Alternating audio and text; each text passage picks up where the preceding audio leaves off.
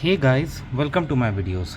So guys, as you can see, I have applied the sealant to seal my foundation wall, or you can say basement, so that water does not get into, because you don't want any flooding over there. Recently something really bad happened in Ottawa.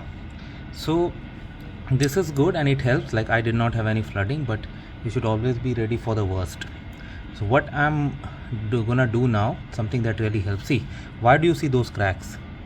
You know, that's because of the weather in Canada, because concrete expands, contracts with temperature, and if you have sealants like this, there could be some gaps created, you see.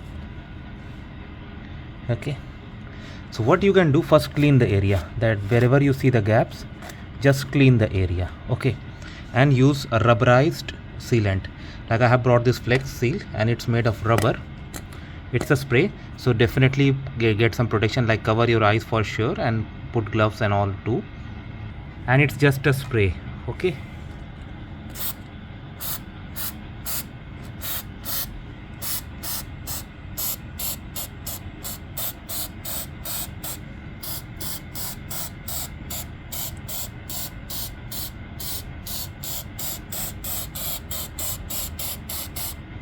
yeah.